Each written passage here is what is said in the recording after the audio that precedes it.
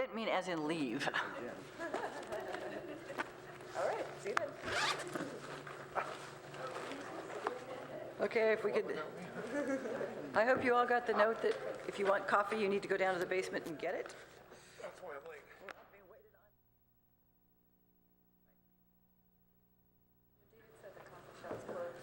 Oh, is it? I'd like to call to order the meeting of the Architectural Review Board of the City of Palo Alto. This is our regular meeting of May 16th, 2019.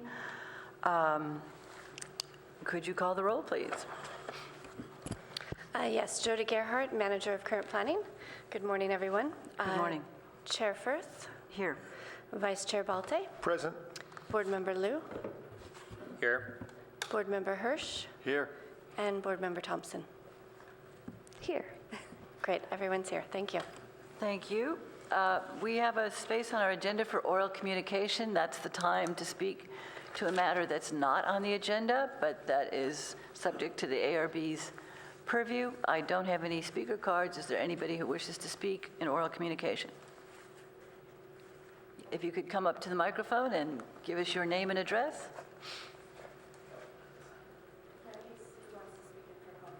Oh, great. We'll hear you in item 2. Thank you.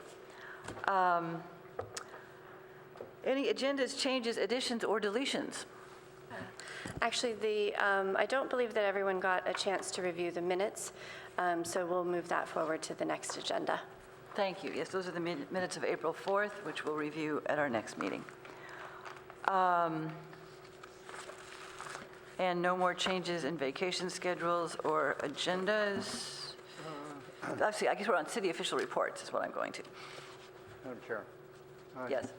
I'm going to have to, which I didn't mention. Could you speak into the mic? Sorry. Yes. I would like to be out on the same day that Peter's out. So. You know you have to speak very, very close to our mics there, not... Okay. That would be June 20th? June 20th. So Board Member Hirsch would, and Vice Chair Balte and Board Member Hirsch would be missing on June 20th. Okay. Will everyone else be present? I will be. Yes. Yeah, I'm planning. Okay, so we'll still You'll have a quorum. We'll still have quorum. Well, we will miss you, but thank you for letting us know. And then as far as the next hearing, June 6th, we'll be hearing the Mercedes project, and then also the former Cheesecake building is coming in for a renovation. We're hoping for Mercedes, it's the 3rd hearing. For Cheesecake, it's the 1st hearing, but you also had a recent prelim on that project. So we're actually hoping to get recommendations on both those projects. Thank you. I'm sure you will. May or may not be the one you want, but yes. One way or another. All right. We have one public hearing item today, an action item, which concerns 567 Homer Avenue. I think it's actually a double address. It's a request for preliminary architectural review for a project that would demolish an existing 1,300 square foot 2-family residential building and construct a 3-story, 3-unit residential project. The environmental assessment is not a project, though I presume you're going to double check on the possible historic nature of the building before you make that determination, because it would not be exempt if it were, I think. The zoning is RM30, multiple family, and the project planner is Sheldon Ossing. Sheldon. Yes, good morning. I do have a PowerPoint presentation for you, and the applicant is here also. So this is a application subject to the preliminary review, and that's an opportunity for the applicant to present a project prior to formal submission, and also an opportunity to get feedback from the various departments of the city and the board. We try to get these projects expeditiously to the board upon submittal, and that way we're not going back and forth a lot on the details, which we will get to during the formal application. So just for this project in particular, you may notice some inconsistencies with scale in the drawings, or that maybe code provisions like the windows may not be appropriate for egress, but just, or daylight plane, for instance, where they're showing the daylight plane that goes through the building. But we did want to get enough information back to present to the board so you have sufficient information to present at least enough direction and feedback for the formal submittal, which the applicant wants to do within the next couple of months. So with that said, the application is preliminary for 3 units on a 0.17 acre site, 7,500 square feet, and the request would be eventually for a formal major architectural review. It is on Homer. It's a 2-lane, one-way street. The context of the area, you do have a mix of kind of lower intensity with the Channing House across the way, which is a little more intense, kind of shrouded by those large redwood trees. They do have some newer developments along the street there that's more in the context maybe of the area. On this site, you have a 1-story but 2-unit building, so those would be replaced with 3-story, about 4,500 square feet. That's just at the FAR that's allowed for the project. What's proposed for the building is a contemporary type of design. The heights of the plates are 10-foot height plates, or probably would think it's a little bit tall, but we do want to get some feedback on that. The exterior walls would include some integral muted colored stucco, accented with some wood paneling for the balcony rails as well as for the surrounds of the windows. The windows are aluminum framed, and there's a uniform pattern to them, although it's kind of narrow. I think we've identified that already in the fenestration. So it's either squares or vertically oriented type of rectangles. The stairwells of each unit are really in plain view. There's a lot of fenestration there, so may want to have some feedback about that as relates to privacy. Each units would have 3 bedrooms in different configurations. So where we want to have some focus here is the project will need to address, as I've identified, the daylight planes. We do believe that the open space arrangement access could be better defined for the site, just so it meets the findings.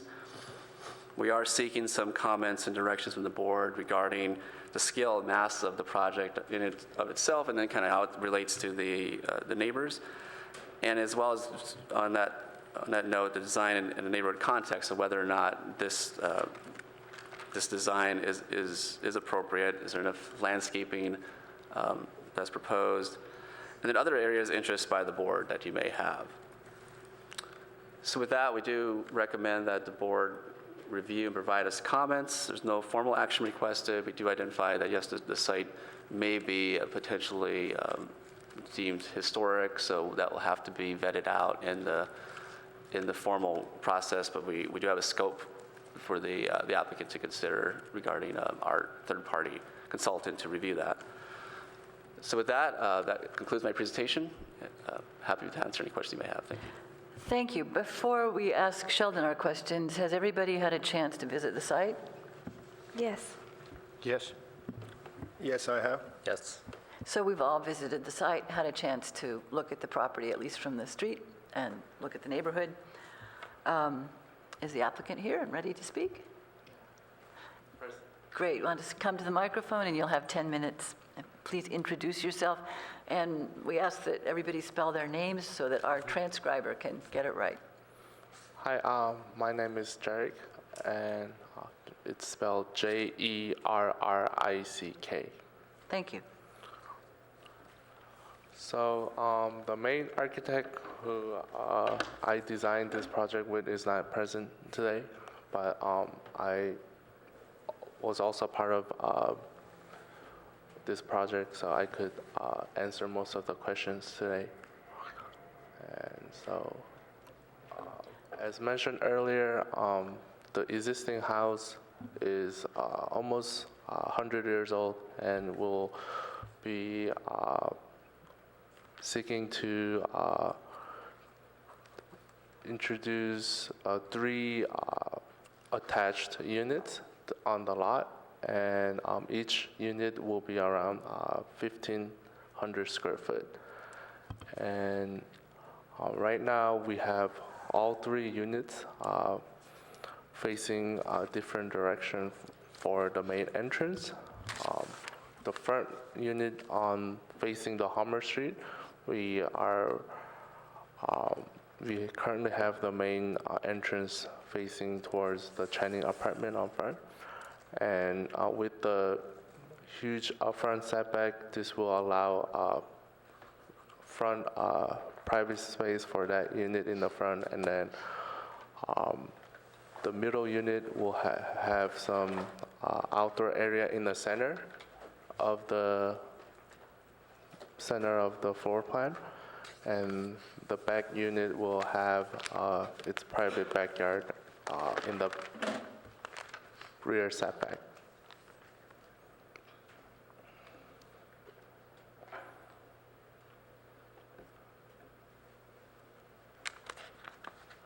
And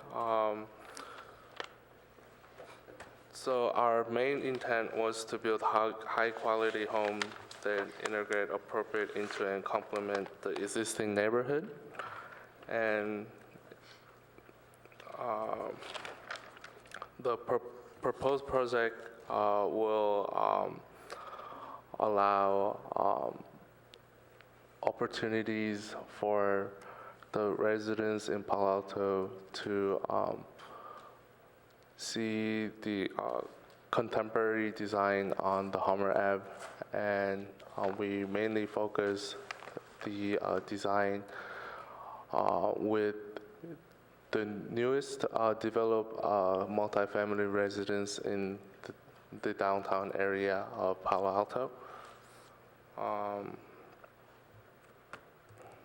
So currently, we are seeking to submit plan for planning review, and for ingress and egress, our submittal includes one site plan showing main entrance and the vertical circulation of each unit.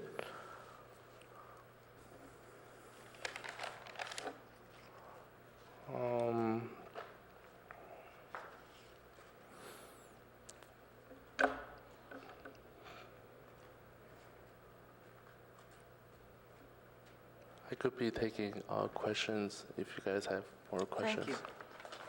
Thank you. I forgot to ask you earlier, but we're required to determine whether we have any conflicts of interest with respect to applications, and that means that the only thing that's listed about the owner of this project is that, well, I guess I'm looking at it, it's different here. So who is the owner of this project? The company called Hestia #2. And is that a name specific to this project, or is it an ongoing corporate entity? I mean, is this an LLC for this corporation? Yeah. Who's the real party? Who owns that? His name is Jang Hyuk Moon. Could you spell that for us? JANGHYUK. Thank you. And who's the architect? Ways Mar. Thank you. Does anybody have any questions of the applicant or the applicant's architect? Or of staff? Okay. Then we will have public comments. Thank you. You may sit down. No, just was telling me that we can come back to that. I have 2 speaker cards. The first one is from David Kwan, to be followed by T. Shaw. Mr. Kwan, you'll have 3 minutes. Thank you. Again, my name is Dave Kwan. It's Kwan for the spelling. So I'm the owner of the property on 750 Webster. So it's one of the adjacent properties to this particular project. In reviewing the plan, now I'm not an architect, so I'm probably not the Neither best am I. person. I'm definitely concerned about the privacy impact on my property. The plan did address a couple of properties around the property, 734, 738, which is probably one of the 3 on Webster Street that's going to impact, but nothing was stated about the impact on 750, 760. So I'm definitely concerned about that. And then as such, since it wasn't addressed in the plan. Certainly, I'm concerned about the ancillary impacts such as sunlight, noise, as well as scale. I think you guys asked that question about scale and mass. Certainly, I'm a resident of Palo Alto. This is just actually one of my many properties. I am concerned about the project size just because I haven't seen many projects. I mean, I love the design, but I've never seen or haven't seen many projects or haven't seen any projects that's 3 stories in nature. Or if that is, that must be a new sort of new way of doing things. So I think that should be considered as well. So Thank you. that's my prepared comments. If you could wait just a minute. Staff, Sheldon, which sheet shows, this block has a very unusual lotting pattern. I know you have a sheet which shows all that. Which one is it?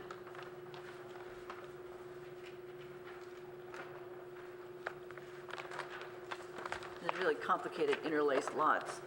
I know I saw it somewhere. Yeah, I think maybe the best one is A0.3. A 0.3? Yeah, and so basically, you have the subject site, it's pretty detailed. It does show Webster Street and Homer, that's the intersection, so this property is actually Actually, the no. second property on Webster. Okay. It was another one I was thinking of there's a that better really one. shows how the lots interlock on this block. Maybe I was looking at another map. Any questions of Mr. Kwan?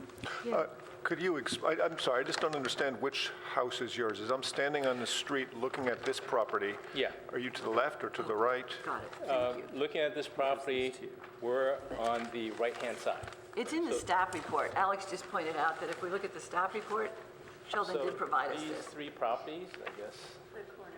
Yeah, from the corner of Webster and Homer, the first one's 760, the second one is 750, which is my property. And then the next one, I think is 734, 738. Actually, I know the owner of 734 and 738 as well, and I'm going to express the concern on her behalf as well. So you're Packet page 15 is the location map. Yes. So at the corner, it's one property removed from that intersection that's Yeah. adjacent to the property. So you're one in from the property that you own is one in from the corner. Correct. So the corner property, I think is 760, mine is 750, the next one is 734. So on the privacy map or chart, I see pictures of 734, one corner picture, and that's about it. I don't see anything of 750, I don't see anything of 760. So as such, I'm not sure that enough consideration. So this particular parcel that's under development touches 1, 2, 3, 4, 5 other parcels. Yes. Thank you. Yeah, so I expect that the tall middle unit that's proposed would have the most impact on 750. So as I can imagine, that huge stairwell with all the windows would be... You're concerned about the stairwell? Would be, huh? Yes. The stairwell would stare right into my bedrooms. Okay. And 750 is developed with, what's on, I did go look at this, but I can't remember what is on your lot. Just a house unit, building. The single-family house? It has 2 units, but it's essentially just, one, you can think of it as one unit. And when was it built? Ooh. Roughly? I don't know, but I think there's some historical significance to it, too. I just know that back in the old days, the founder of Memorex. My colleague just showed me a picture. I've got it in my head now. Yeah. All right. Thank you. Any other questions of Mr. Kwan? Thank you very much. Thank you. Yes. Can you remember that the first initial is T, Shaw? Mr. Shaw. Thank you, Madam Chairman. And if you could spell your name for our Yes, I transcriber. will. My name is Thomas Schall, S-C-H-A-L-L. Thank you. Thank you for hearing my comments today. Appreciate the Architectural Review Board's time on this. I live next door at 563 Homer Avenue in a house originally built in 1922. It is on the back of a flag lot fronted by a duplex address 559 and 561. So just before we won't take this out of your time, but if you could show us to us on the This home, this Vicinity lot map. will be directly adjacent to the project's lot. It is just to the, I guess, where is the compass here? So this would be just to the west towards the Right. foothills. Right. The immediate adjacent lot. Oh, and you're in the flag lot. near I'm in the back. flag lot, that's correct. Got it. In 563, which is a two-story home built in 1922, and the duplex unit was probably put there sometime in the 1940s or 50s in front. So altogether, the lot comprises 3 single-family units at 559, 561, and 563. I inhabit 563. I think I can speak on behalf of my neighbors in the front as well. As I said, this project is directly next door. It's not, our homes are not seen anywhere in these photographs or any of the other depictions. We find the scale to be absurd, ridiculous. One of my neighbors said monstrous when considering the 3 stories. I think that we collectively in our small community on that lot of 559, 561, and 563 have 4 intense concerns. One is the height, obviously. I know of no other 3-story units, residential units in the neighborhood. This just seems to be completely out of scale. The second issue then leads from the height and the glass nature of the structure, which is our privacy. We certainly think our privacy will be absolutely compromised, and we would like to see that addressed very thoroughly in the design. And ultimately also, our third concern revolves around density on that site. These are 3 3-bedroom units. This is not a very large lot. It is a very narrow lot, as is our lot at where my residence stands. So the density, we find that there's been, again, a remarkable lack of we don't know who's building the project. We would like to be able to comment more openly on the design. I understand this is a preliminary review. And with respect to the obvious talents of the designer and the architect, and I admire the elements of the design, but it is wholly inappropriate for this site. And we, the residents and neighbors, would like to see that addressed before a final design is ratified. Thank you. I have one question of you. So this lot is not subdivided, is that right? Your lot? My lot, well, I rent. I've lived there for 16 years, Right. so I'm not sure. You're of the zoning. entitled. Yeah. Thank you. Any other questions of Mr. Shaw? Seeing none, thank you so much for talking to us. Thank you. Staff, so would you like to say anything further, having heard their comments?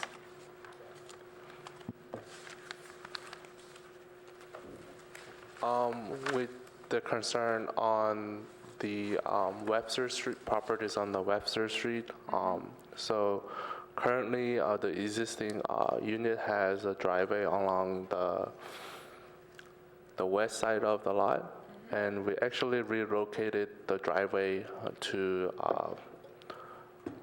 the other side to provide more privacy for the properties that's facing our lot on Webster Street.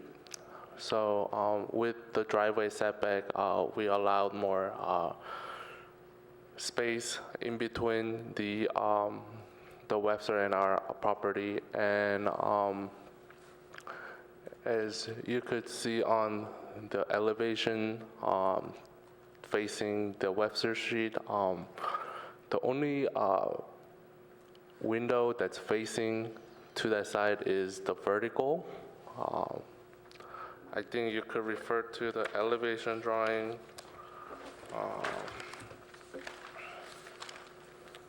Drawing on A1.3.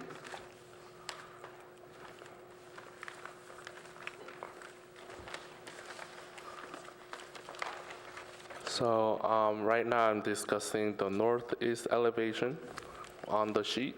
It's the very top one. So the window that's designed on that elevation is the vertical circulation, and the vertical circulation has a huge 3-story glass panel to allow daylight for the entire floor on that unit, and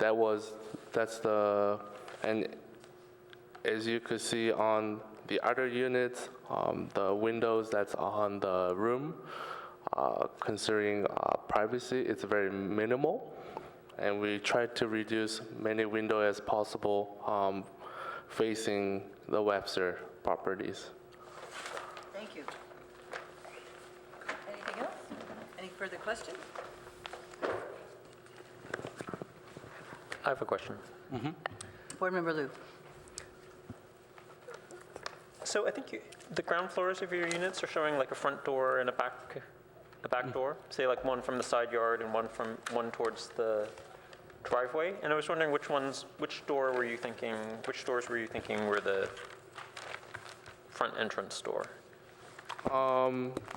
So the front unit facing the Hummer, the main unit will be the unit that's next to the living room, that's facing the Hummer. And the middle unit, the entrance is on the northeast elevation view. And the rear unit has its own private courtyard in front of the main entrance, and it's located in the center. Great, thank you.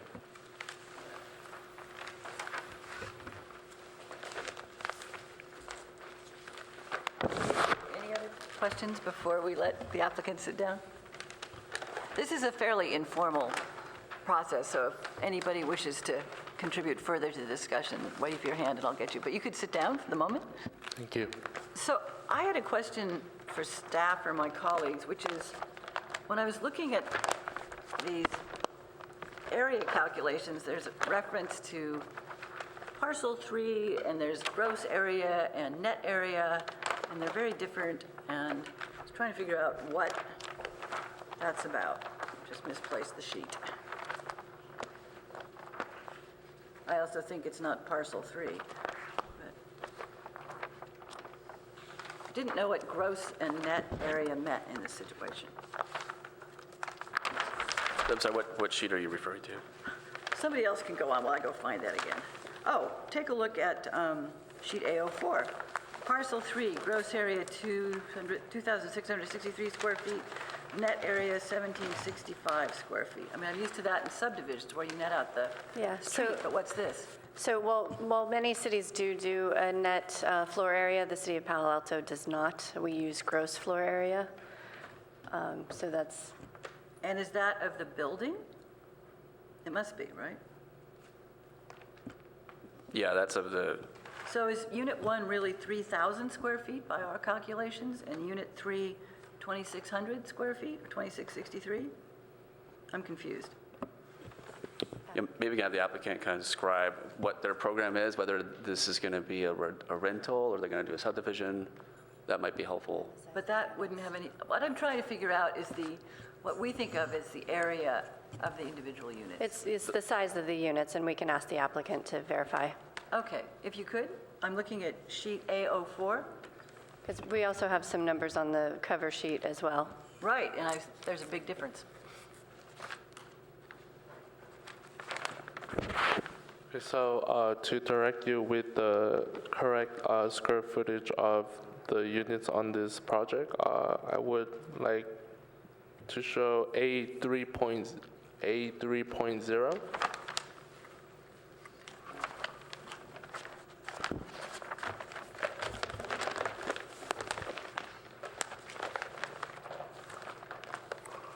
So the floor area calculation, you could refer to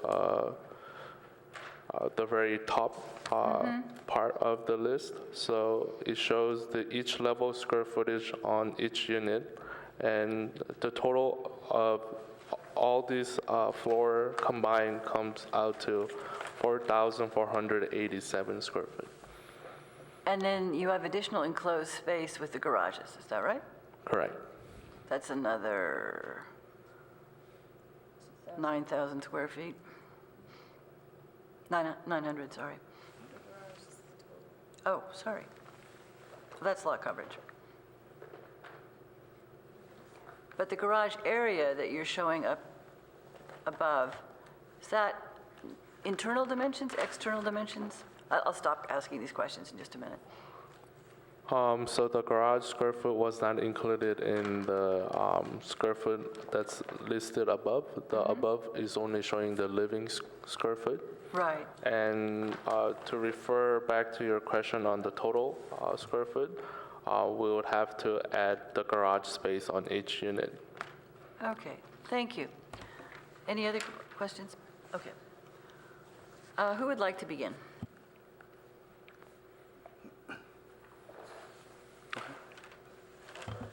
Okay, Alex, Board Member Liu. Okay, thank you for coming in for a preliminary. I think this will, I think this will be a worthwhile hearing. I do like, when I'm looking at the floor plans, I do see like some very, really great design elements within the unit plans. So I do want to encourage you to, just want to thank you for that.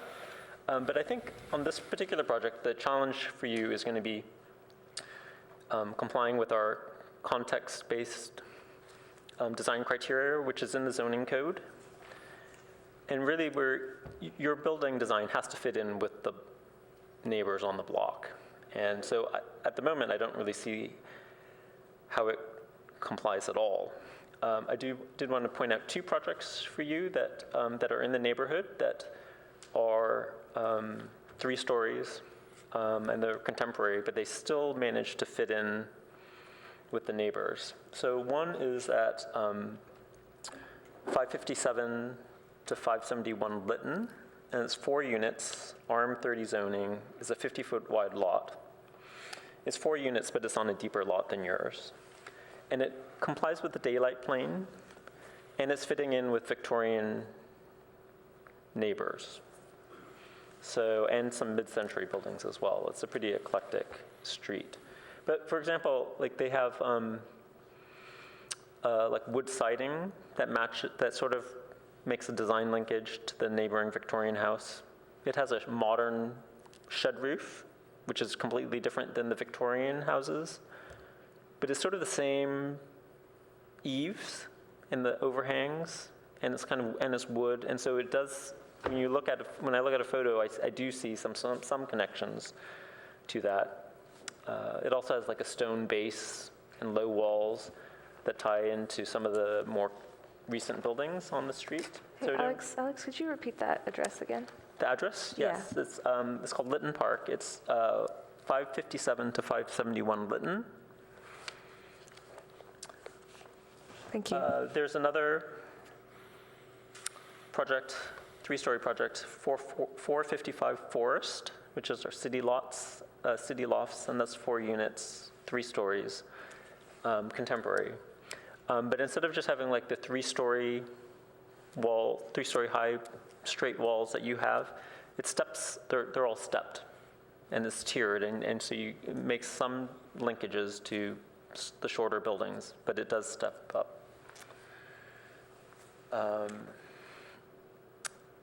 So I think that's the most important thing, is to work on the daylight plane and the massing.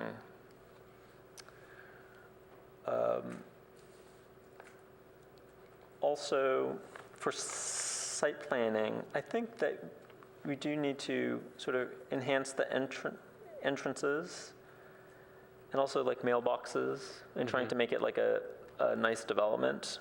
Okay. So typically like the post office won't deliver it to individual, Okay. individual doors. So we try to encourage you to make something nice and make an entrance element for all 3 units. I think in all of the other 3 and 4 unit projects that we have on 50-foot wide lots, there is an issue with landscaping on the side yards, like along the side yards, because people run out of space, and that's been a project. I think that's been a problem on all of the other projects as well. But they have managed to add in like vines on top of fences, and so I am looking for some. We are looking for some landscaping. Yeah, we'll try as much as landscape on the side possible. Yeah. You're showing a shadow study, so thank you for that. typically will show in all the neighbors, the neighboring buildings, so you can actually get a sense for the impact of the shadows on the neighbors. So please Okay. add that into your drawings. Okay. And then I think two other details that I just want to encourage you to pursue is, one is like the heating and ventilation systems. So we don't allow them in the setbacks usually for noise, like the air conditioner compressors. So that's typically has to be out of the setback. And then we do have some units, some projects where they put them on the upper floor decks, but then they're really exposed to the neighbors. So they do need to be screened some way. So like I would try to discourage you from having like, say, for example, like glass railings, you know, that would expose the condensers. Okay, I will pass it on to the other board members. Those are my big issues. David, I think you had comments? Yes. Yeah, okay.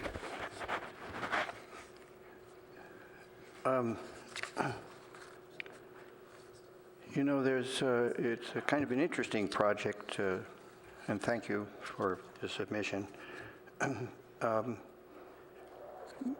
But it's kind of ill-placed to begin with. I kind of like the side elevation and think of it as almost like a streetscape from the side. But we don't have that situation here. You have a long, deep, narrow lot. So my concerns are that in your planning of the whole project, it's not consistent, and it, to me, isn't logical. It's on a tight site designed for 3 separate condominiums to have extremely tall floor heights, extravagant 2-story spaces, wasted potential floor space above garages, and hidden courts.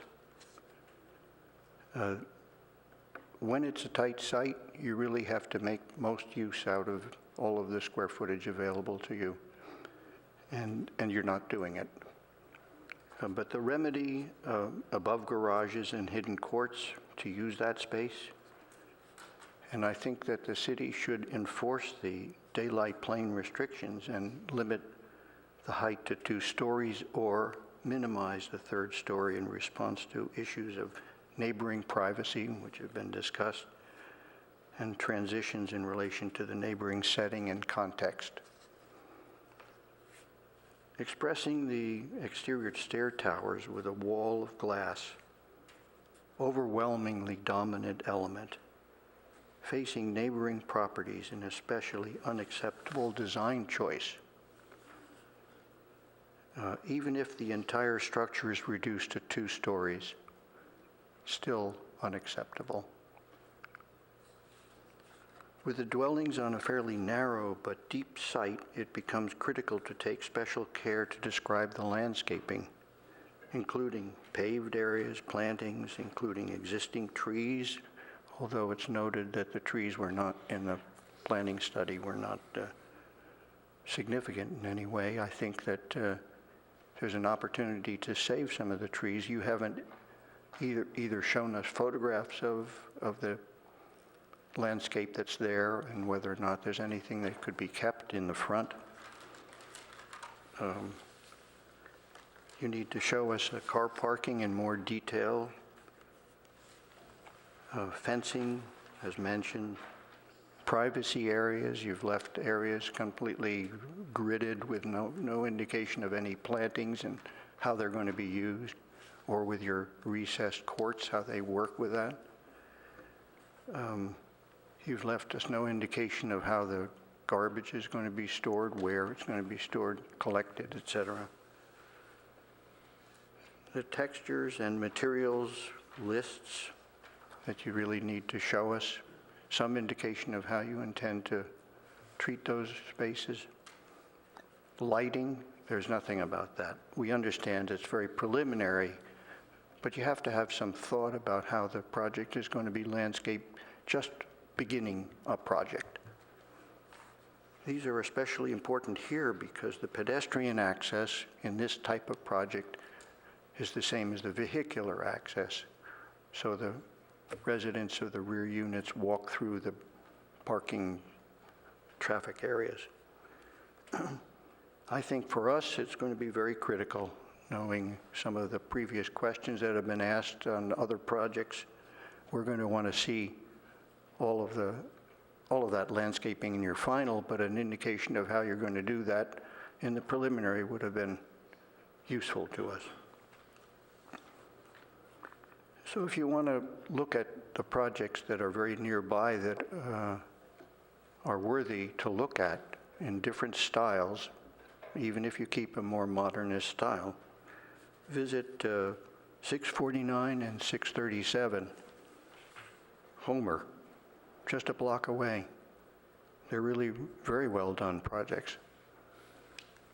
And I'm not saying copy the style or the, I'm saying look at how they're done, because the proportions are good, the materials are really rather wonderful, and they're two very differently styled projects. Also, take note of how those particular projects enhance the Homer Street facade. Again, they do a very good job on the front unit of making that, even though it's a deep 3-story dwelling unit, they're making it look like it belongs on the street face, along with other quality projects in the neighborhood. And it would be exactly of that quality. I think that's all I have. Thank you, David. Board Member Thompson. Thank you. Thank you for your submission. Normally, I don't like to comment on clerical errors, but the drawings did have a few in there that made it a little difficult to review. I think especially printing black and white, it was a little hard to differentiate what was wood, what wasn't wood, what was maybe another material. So in your resubmission, I've definitely encouraged color and materials board, a physical one, and then detail your elevations a bit more to give us a better idea of exactly what's happening with the design.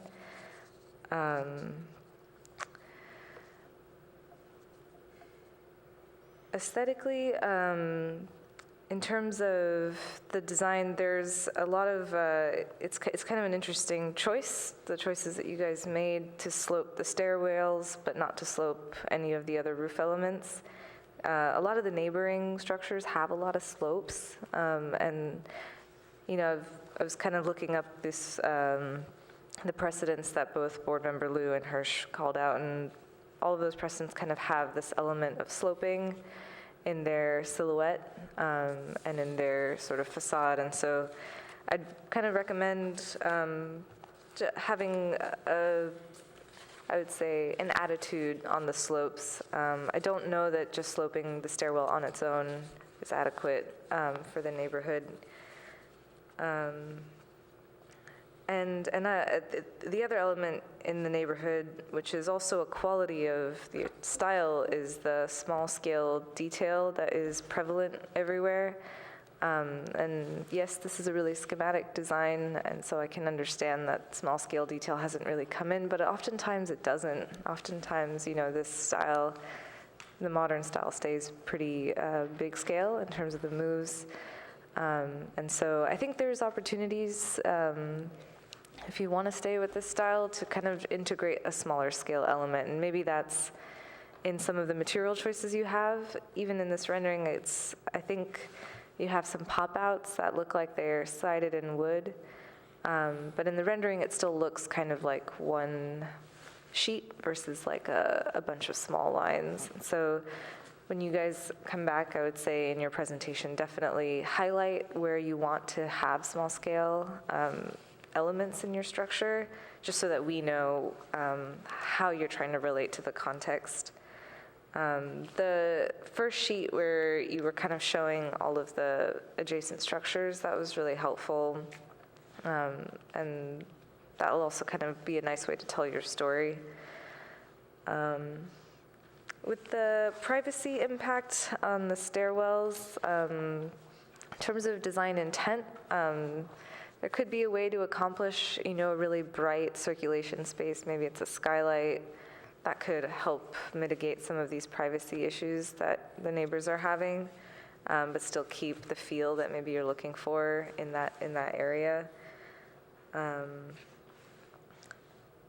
I agree with Board Member Liu that your shadow study should have the neighbors and the surrounding context in there.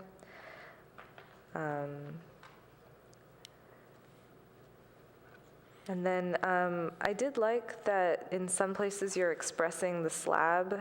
It does break down the scale a bit. I wasn't exactly quite sure what material that is that's kind of expressing that floor slab. I guess that's kind of related to my previous comment, that when you have your elevation, maybe like call out what each of these materials are. And then also if there's like a dimension to it, like is that slab sticking out? Is it, kind of inset or something, just to get a better idea.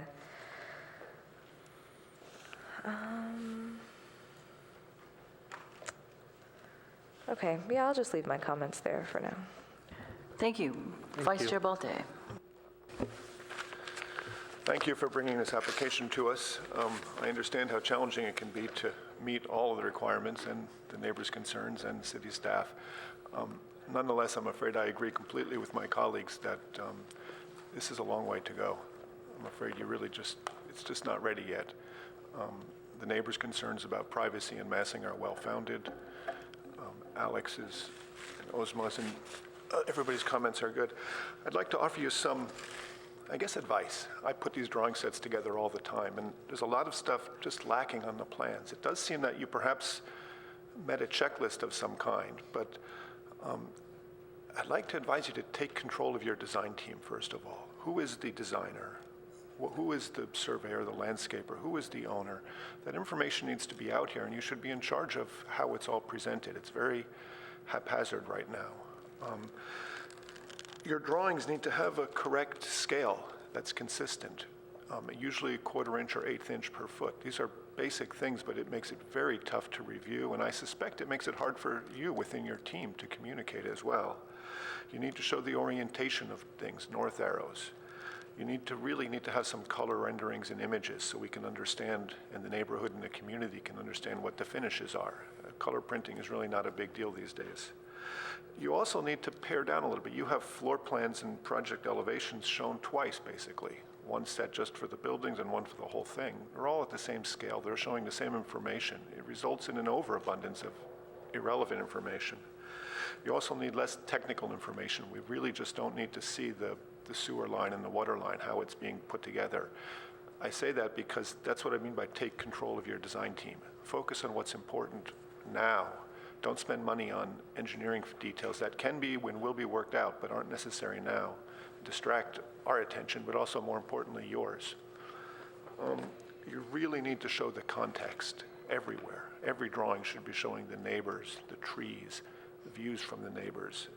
It's really important. Shadow studies without neighboring buildings are meaningless. The whole purpose is to show the impact on the community. You need to show many more 3D images. What will this look like from the street? Again, with the computer technology available to us, it's a fairly easy thing to do, and it's critically important. Just take charge of the process, insist that your designers show you that kind of information. You'll find it informs your own decision-making about the project, as well as being able to make it something we can understand.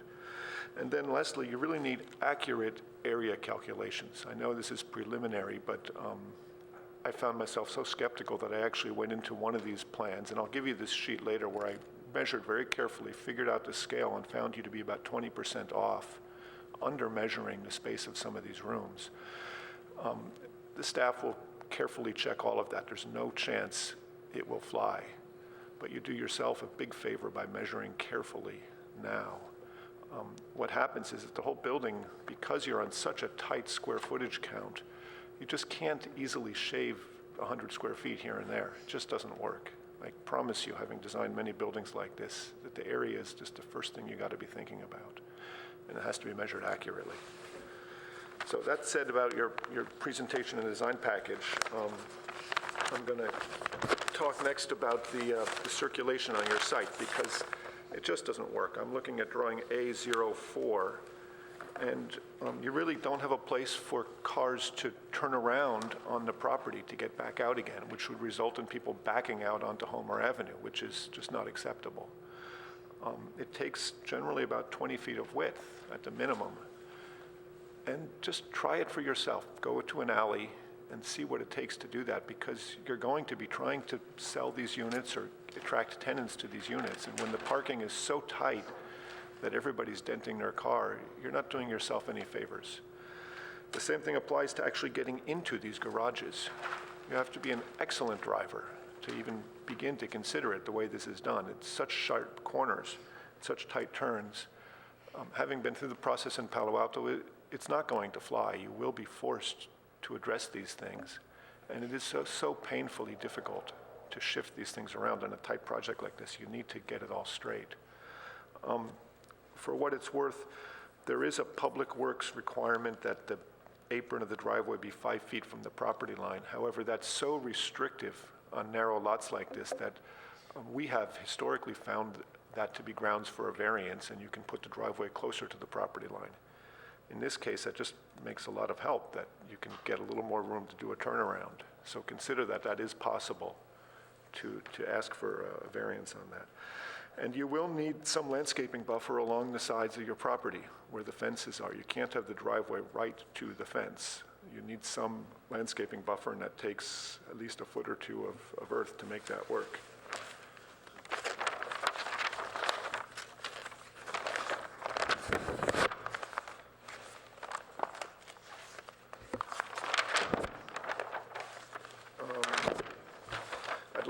I'd like to next, oops, excuse me, there's a lot of pages here to flip through.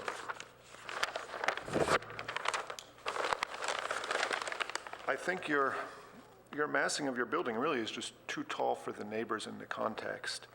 And I think you've chosen finishes that accentuate rather than diminish that. The white plaster is both obnoxiously reflective to the neighbors,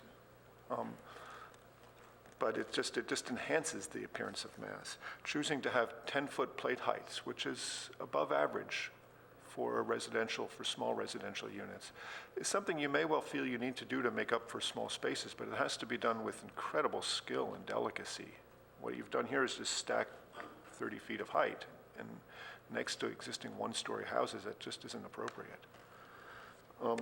You have to meet basic egress requirements, things like that, with your windows. And I'm sure you'll get to that as you go through in more detail, but if your designer's not thinking about it now, it results in very different proportions on windows, which changes the look, which is what we're after here. So it's actually really important to think about that kind of stuff. The fully glazed stair tower is an attractive element if this is in a field a quarter of a mile from anyone, but consider the privacy impact on your neighbors. And it's not just whether somebody is reading a book on the stair tower looking into their yard, because they're not, but their neighbor's perception of privacy. Having essentially 20 or 30 feet of glass, brightly lit at night, leaves them feeling violated even if there's nobody there. It's just too much. It's too insensitive. It's too inappropriate to have such a large amount of glass that's 6 feet from a property line, 8, 10 feet from a neighbor's house. It's really too much of an impact on privacy, and Palo Alto has very strict requirements about privacy impacts. You're not even allowed to have second floor decks really that look into neighbors' yards, and you're proposing much more than that. I'd like to echo some of David's comments about the floor plans. They really just don't quite make sense. You have incredibly small bedrooms, less than the code requirement of 7 feet as far as I can tell in places.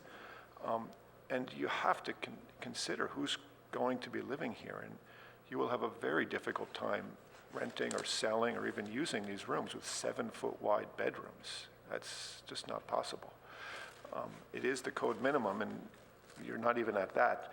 At the same time, you have a number of spaces that are just extra space at the end of a staircase or something, another 10 square feet just hanging out there. And as David pointed out, especially on extremely tight buildings, you have to be very efficient with your design. So while the individual details of a floor plan aren't really our purview. We do have to find that the building is functional. And I certainly could not find that this floor plan is functional. In almost every step, it's just parts of it that don't make sense.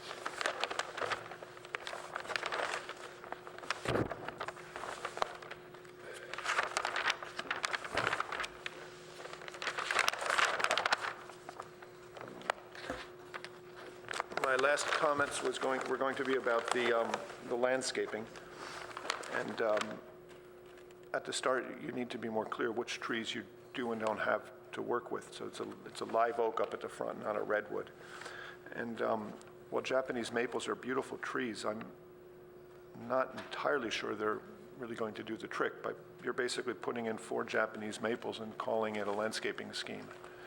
And it seems to me you need to really be focused on both creating a cohesive street appearance, but also really using your landscaping to ensure more privacy for the neighbors. And I think lastly, you really need to focus that you have indigenous plants. That's one of our requirements. And I don't think Japanese maples meet that, but you just have to take seriously our request that you create a planting scheme that's native plants that are drought tolerant. So I really appreciate your effort and look forward to seeing what you guys come up with.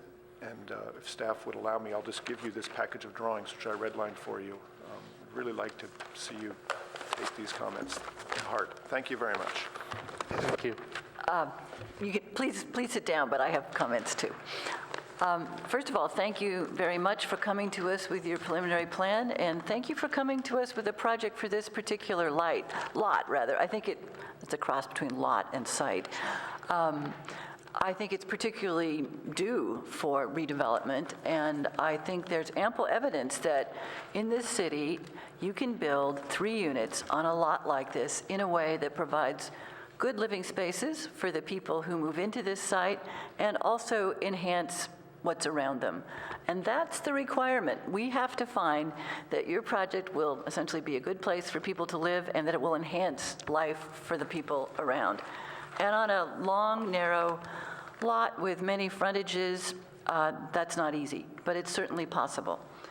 I wanted to talk a little bit about context, because we have to find that you're appropriate in this context, and you're in a very complicated context.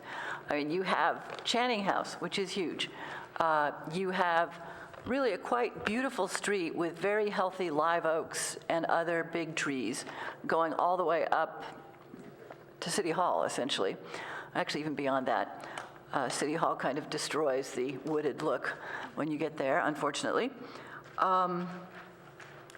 You have a bigger mix of building types than I realized until I went to look at your project. Much of what appears to be single family isn't. You have these really deep lots with more units in the back, so that's part of the pattern.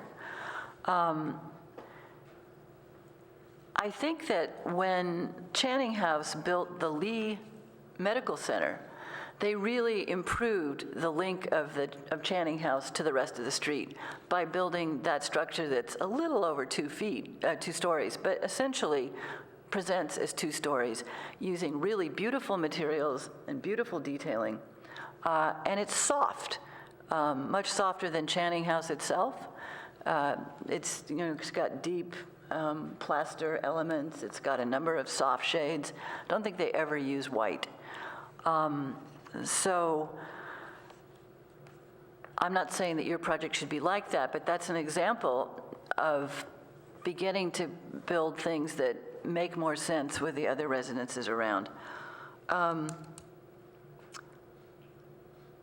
did find your packet confusing, even for a preliminary review, and I do urge you to work closely with staff about what makes it possible for us to understand your project well enough to give you meaningful comment and, we hope, approve it. Having talked about context, which I think is basically heavy landscaping, greenery is the dominant thing as you go down that street. Subtle design is, buildings are pretty recessive there. They're not particularly in your face. And generally privacy, because of the landscape, because of the scale of the houses and the density of the landscaping. Those are the 3 aspects of your project that I think I would like to see significant improvement on. In terms of massing, these buildings, these units, I mean, a 1,500 square foot unit, that's not excessive. That's, that's a reasonably sized residential unit. But you've made these look bigger than that. And I don't think that's ever going to work on this site. They need to look as small as possible for what they are. They need to be modest and unassuming and quietly elegant. It's going to work better in this site. In terms of privacy, we need to understand how every window works with respect to all the adjacent property owners. Not so much on the ground floor, of course, but for two reasons. One is they overlook other people. Sometimes fretted glass helps that problem. Sometimes it doesn't. And you also need to think about light. We really don't want to be illuminating the neighbors' yards. And I would say that this big illuminated tower wouldn't work 40 feet back from the property line. It just isn't. I live in a very small, I live in a 1,400 square foot house on a very small lot that was built in infill in downtown North. But it's designed so that we all have perfect residential privacy. None of our windows look into anybody else's windows. Our side yards are private. You have a tougher assignment here because we have a back alley that solves all our problems. But that's the goal, so that people have private, reasonably private, usable spaces, both indoors and outdoors, on your site and next door. And landscaping needs to be a much bigger part of this project. I don't know whether you're going to grow vines up trellises along the building walls. I don't know if you're going to put trellises over the parking access. But in order to get the level of landscaping that this project needs in order to be approved, you're going to need a lot more green mass than just a few low-lying things will do. When you have tall buildings, you need tall landscaping. And if the building becomes shorter, it doesn't have to be quite so high, but it needs to be proportional. If you're going to have a third story on part of this building, then I need to see two-story landscaping before it's going to seem adequate to me. So do you have any other questions of us? Or does anybody else have any comments before we wind this up? Seeing none? Anybody? Okay. We look forward to seeing you when you come back with this project. Thank you. Oh, and if the next project set is small scale, that would be more useful for us. Though you'll have to work with staff to make sure that what you elect to put on each page is sufficiently small so that we can actually read the plans. All right, we'll take a 2-minute break, and then we'll go on to our rest of our agenda.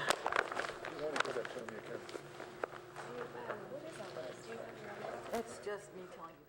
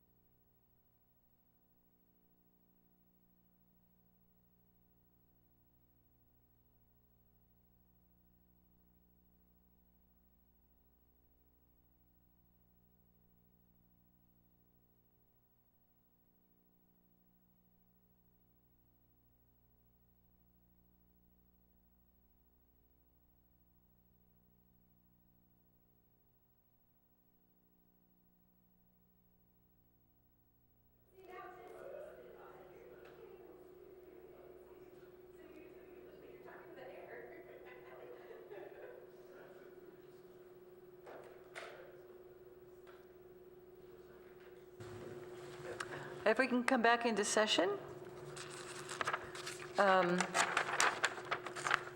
Alex, we have no subcommittee items, correct? Correct. We hardly have any items at all these days. Well, Could you comment on that? Is there a backlog back there, or what's happening? We were so busy. I hardly have any staff, number one. Okay. I'm down to 3 permanent staff out of 5. dear. So we're looking to hire, but then, HR is busy as well. I do have some extra consultant help here and there, but that's part of it. But then part of it is just not as many large projects. So that's the other half. All right, thank you. Well, we're sorry you're without staff. That's not good for anybody, particularly applicants and the community. Okay. North Ventura Coordinated Area Plan Report. Board Member Liu. There's nothing new to report. The next meeting is Wednesday, May 22nd, which is next week at 6 o'clock Okay. here in City Hall. And last time you reported a big website to us, right? Yes. All right. Well, unfortunately, I cannot provide you with a draft of our annual report to council because my life is more chaotic than I had hoped. But I did want to go over, and part of it is it's difficult to draft a document when you sit on a board and your drafts aren't private, and I don't like my intermediate thoughts wandering out there. We don't have the minutes we just got the minutes of April 4th, which was the last time we discussed this, so I couldn't go back and read the minutes. Having said that, I wanted to at least go through the topics we were talking about and the assignments we had. So Alex, you were writing about, remind me. I didn't bring the list Okay, with me. I've got some your list. Okay. So one of the topics that you wanted me to work on was Right. the curb management. Yep, And so I have a couple bullet points good. about what's happening in like San Francisco and Mountain View with regard to Uber and Lyft and buses. And I think there's a name now for those, the transportation network Yeah, there companies. seems, I noticed I was at Zellerbach in Berkeley, and clearly they've reconfigured Bancroft to deal with the fact that a very large number of people arrive there and depart there. So there's all these people leaning out with their phones. Fairly comical. Okay, so curb management. Just a second while I find your document. Somewhere closer than my desk.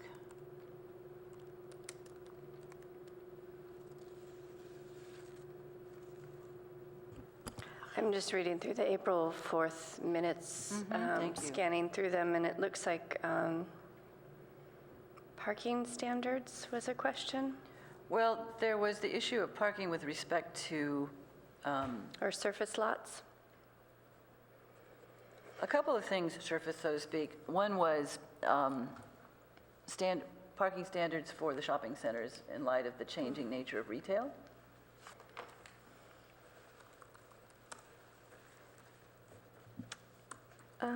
Yes. I don't think I brought this up last time, but could I write a little section on the state of aesthetic elements Go for it. involved in like the state of architecture as it stands today in terms of the similarities and stuff that we've seen massing-wise, kind of aesthetic elements that a lot of applicants are implementing and how they relate to Palo Alto's aesthetic. Sure, please do.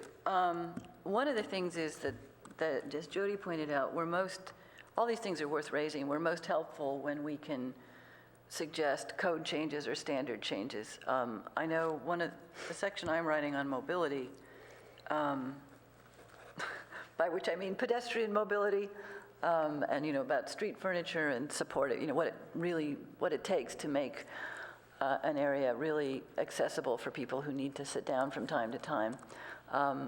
That's the sidewalk, like the curb, is a very contested space. There's trees, there's endless, what used to be called manhole covers, there's vaults, there's telecom facilities, and there's parking, and, for cars, there's parking for bicycles, there's doors swinging open. And so if we just ask, as we did with respect to the redo of the Mills building, for parking on benches somewhere on the seating, somewhere on the sidewalk, the answer's going to come back, no. It's really busy. But if we have another standard for people to contend with that says you need X feet in a block or something like that, then it becomes something that we have to figure out how to do rather than something that's just too complicated to do. It's similar to what happened, we saw for years, we saw the plans for Charleston or Astrodero, which is a big reconfiguration of the street, the sidewalks, the medians, with lots and lots of trees. When it came back to us for implementation, more than half the trees, as I recall, were found to be impossible because of utility conflicts. So we need to figure out another way of doing these things. So I was going to write about trees in two contexts. One was, I was going to try to tie this stuff to the general plan, and there's an initiative to have more trees. And one of the things that we've been noticing, two things about trees we've been noticing is that when you get underground parking that goes all the way to the edge of the property, you reduce your chance for significant trees. And another one is that when you start having 2- and 3-story buildings where you used to have 1-story buildings, you really pull the canopy in. It's really visible on Lytton, for example. You used to have spreading trees, and now you have straight-up trees. But yeah, so write about it and tie it to it if you can. Alex, I'm still looking for your document. Did you find it?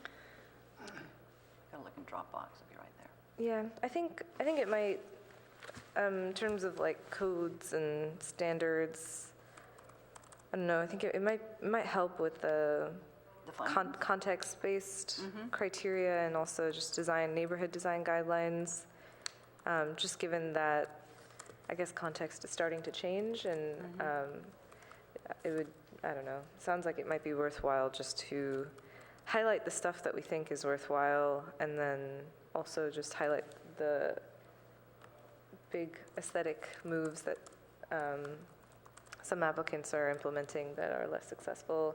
And then also, a lot of applicants sometimes kind of ignore the small scale stuff, and that's a comment that comes up, so.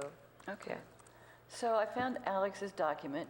One of the sections that Alex was going to write about was the loss of spaces for small business services.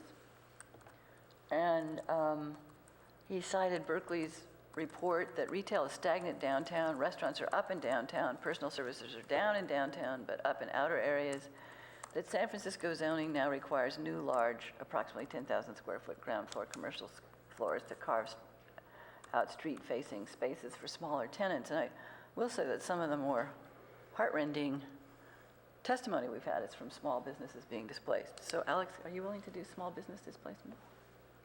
Or do you just want to take what you gave me and weave it into something?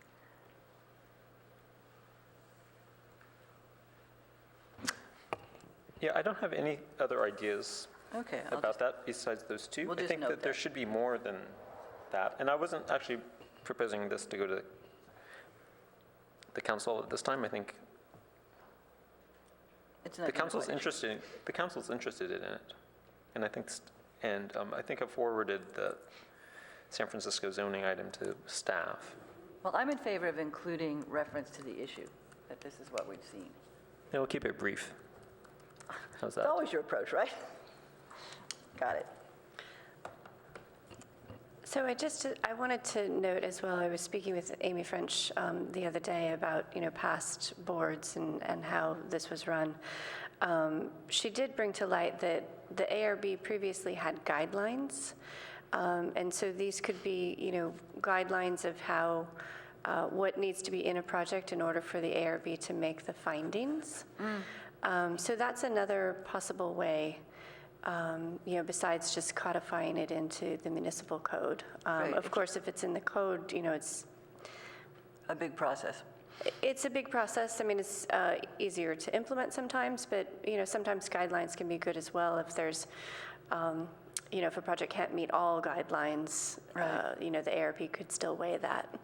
If you can track down any copies of those would be interesting to see. Well, I mean, we use the downtown guidelines all the time. Yeah, I think she was speaking Much more. mostly to El Camino in the way that the El Camino signage, that we do reduced signage on El Camino. That was one item that she brought up. Okay. So that was one topic.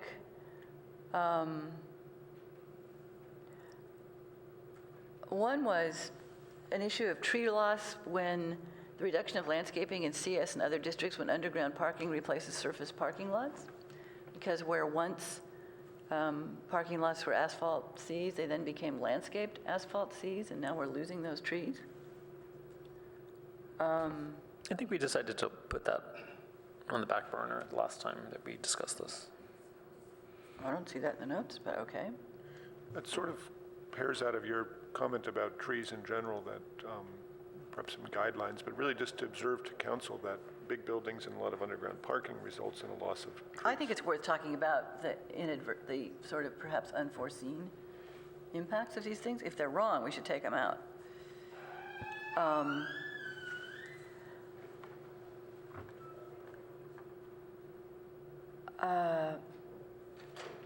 Then there was the question of just a note that the monitoring of TDM plans is important as we're increasingly rely on them, which of course it's a budget issue. And then there was some question about whether required parking is being made available for the required parking uses. But I think, Jody, would you say that's generally a code enforcement issue? You've got adequate regulations to deal with that? I mean, I was looking at a surface parking lot, and every space was demarcated, only for this business, only for that business. I doubt that that's what the code required. I don't think the code said you could reserve particular spaces for particular uses. Yeah, the code doesn't actually speak to that sort of thing. And we, in the plan sets that you see, we're not demarcating parking spaces. I mean, I suppose if we got down to that level, if it's a sort of strip mall with a couple different businesses, we can calculate, this retail business needs 5 spaces and this one needs 3, but usually it ends up being like 1.5 and 2.3, so it's... I wasn't arguing that you should. I was saying that the result of this is that there are spaces that sit empty because people honor and they go park, it reduces the availability of parking. On the other hand, it may have been terminated. Yeah, I don't think we have clear language one way or the other. All right, well, we won't necessarily think about that. Curb management, I've got Alex's notes, but you'll do more, Alex? Or not? Or do you think you're done?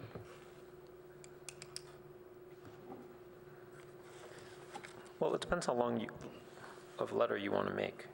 I'm sort of worried that there's so many topics that this thing could easily ramble on to be like a 10-page report, and it really Well, I think it shouldn't needs to be short, but I think you can also reference attachments if we think that's useful. I agree it needs to be short. It's issue identifying, I think, more than problem solving. And then the other issues, I'll see how it looks, then you can cut it. Let me get Peter's notes.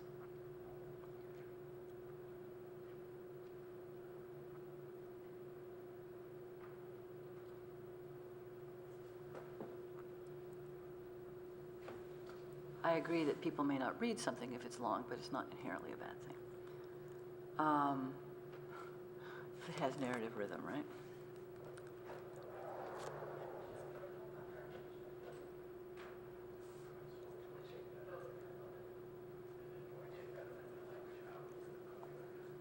So I think it would be good to put in something about parking center standards. And I think Peter suggested also that we comment on the fact that the new ARB findings have been helpful. Yes, I think that's exactly the kind of feedback a letter to council should be. They changed these findings. How is it working out for us? It can be a one-sentence thing, but Right. just give them some feedback. Well, I think I've got what I need now that I found it again. Osma, I'll look forward to getting something from you by email. Yeah, when do you need that by? Preferably next week sometime. Okay. David, you good with what we've got? Anything you want to add? Yeah, it's sort of a general concern. Yeah, okay. General concern that there are some large projects coming up. We don't seem to be part of the picture, really. Alex goes to meetings, but we don't really get the material at all. The two largest ones, of course, are the Ventura and the Cubberley projects. They're going to have tremendous impact on each of those neighborhoods. And I was sort of thinking when I came on the board that having already kind of looked into those areas that we might deal with the issues that would likely come up that might affect us as commenters, but we'd have to be a part of those projects in some integral way, that we might have a private meeting, whatever they call that session when you get together and it's not official. A study session? Study session. It's and, public, but... where we as architects, as urbanists here, whatever we call ourselves, have some impact on those projects as they move forward. You know, there is a presentation that was made, the Cubberley presentation was finally made, and my opinion is that it's very lacking in its final conclusions, certainly in regards to planning. And of course, there's the planning department, but shouldn't we be involved in some way in the whole process of major developments like that? Staff? I mean, the ARB would certainly be involved, you know, in the individual buildings. I mean, I think even the plans before they go forward would come through the ARB, but, you know, it might be at that sort of halfway to three-quarters point through the project. So I can talk to staff. I mean, these are not projects that I'm intimately familiar with, so I can go back and ask others that are and see what the plans were for that. They'll definitely come through you, and I think I hear you saying that you'd like to see them sooner rather than later. Absolutely, sooner, and to look at the conclusions and even make commentary on the side. That I don't know how we determine that commentary. Well, I think it is, I do think there's a lot of talent on the board, and I do think there's a lot of history of thinking about the city, and the ARB could be useful. I actually think, I mean, we have Alex as a representative to keep us posted, and we have a website, but I think it would be good to have a study session on Ventura so we understand early where it's going. I mean, I think people don't always want our comments, but I think they can be useful, and I think you often see things that are useful. You know, that your experience with design lets you make comments that make things better without making anything worse. So and at least it would be good to have a report on what the Cubberley process is. I mean, Cubberley is a publicly owned site, and it would be unfortunate if we got it, you know, when the master plan had already been adopted and we said, oh my gosh, why did you put that building here when obviously this is not the site for that? So if we could have, if that's our request, think about it, let us know. I mean, at least we'll second David's request. I wanted to, if we're going to go on from that, or Peter, you want to talk about that issue? Fine, because I have another one. What's your other one, David?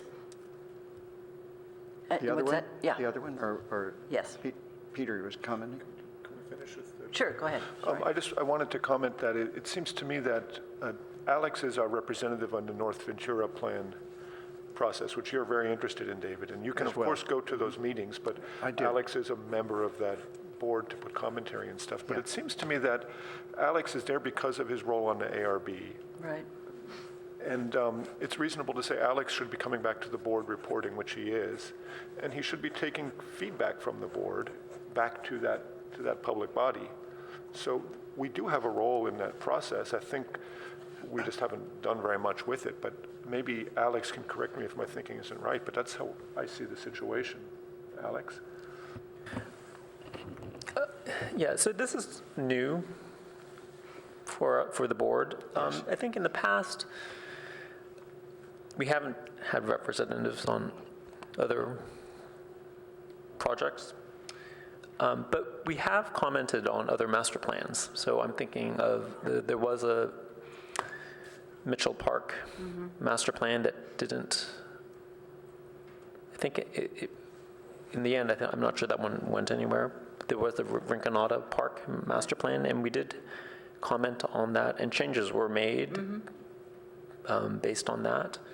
So, so I don't think that there's any reason why something couldn't come to the board. And then with regard to the North Ventura plan, though, is I think I've looked through the schedule of meetings that the planning director has put out, and there is no plan to come to the ARB at the moment. So if you want it to come, then I think We should ask we now. should ask for it. It's on a very tight timeline, and they've factored in a lot of meetings with the council and the planning commission, but not the ARB. I was just saying, Alex, that it doesn't need to come to the ARB as a body, but rather through you as a representative. If we discuss it at a meeting, when you report to us and take feedback Well, from that was us, the council's idea. then I think we are taking part in it But, you know, through Alex. but in fact, we aren't, or at least I'm not. Alex says they had a meeting or they didn't have a meeting. So he tells us about process and he refers us to the website, which I have not studied. And I think if it were on, I mean, I don't know what state it's in. I mean, are there drawings, are there plans, are there maps, are there principles? All these things I could learn. But if it's just a report item and it's not scheduled for more extensive, you know, if there's not something, you know, some short staff report that at least says, go look at this, then I don't think we are, as a body, doing this. Well, I'm assuming that that's because there's just nothing of substance to bring back to the board yet from Alex. I mean, they're just Is that right? started developing the two alternatives. Like it's, but it's going to move very fast over the summer. Yeah, so, But there's nothing to present to the board at this time. okay. Yeah, I mean, So- they're collecting information on context and. So maybe the thing to do, well, I'm not going to be here, probably, so I will leave it to you all. But I thought I will be here in July.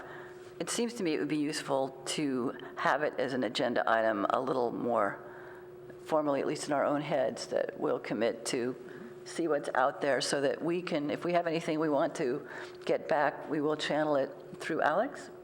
I would expect Alex to bring to the board when he thinks it's appropriate some process or progress for some kind of commentary. If board members are interested and Alex thinks there's something of substance there, yes, absolutely.